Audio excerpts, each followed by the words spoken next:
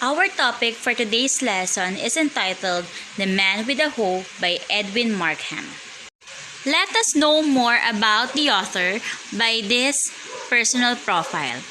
Edwin Markham, or Charles Edwin Anson Markham, was born on April 23, 1852 in Oregon City, Oregon. He was the youngest of 6 children.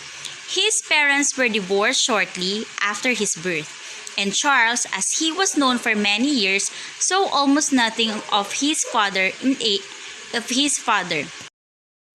In 1856, Charles moved with his mother and only sister to a ranch in Lagoon Valley, northeast of San Francisco.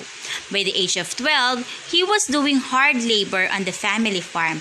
That makes him inspired in doing the poem Man with a Hoe because of the abuse of landlords with their helpers or laborers. Here are some characteristics of the poem Man with a Hoe. First, it has 10 syllables in each line. It also has a free verse poem.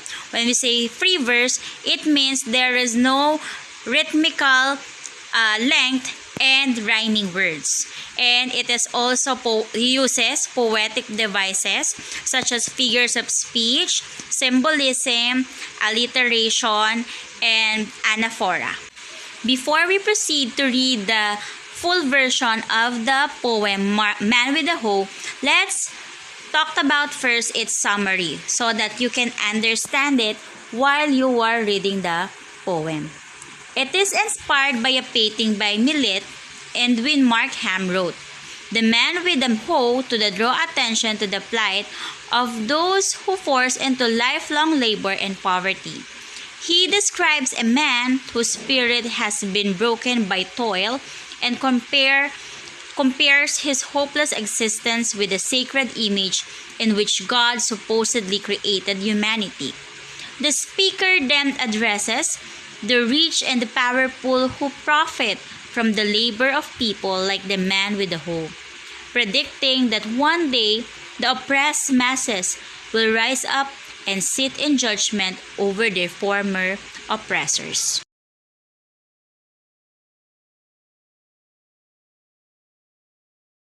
The poem and its different readers' interpretation. The poem was open to different interpretations. Some readers said that the poem was advocating socialism.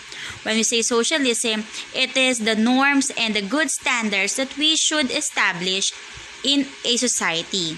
And then some were in support of the concept. Others were against it. Others said that poem contained a prophetic message that could incite essential reforms. Reforms means there should be a change that should be applied in a society. Still, others consider the poem a medium for expressing farmers' and workers' grievances. When we say grievances, these are their complaints and their protests to their rulers or the government on how they are going to be treated on their certain field. Even farmers, laborers, or you are working in offices, or even professionals. For you to understand and interpret well the poem, I will send the full copy of the Man with the Hoe. I want you to read and understand it very well. Then later, be prepared for a sit work or evaluation. To test or to assess what you have understood in the poem that you read, okay, I want you to answer this sit work number 1 on your notebook. This is 2 points each. Then later, let us check whether you answer correctly the questions provided in the module and as well as in the poem presented.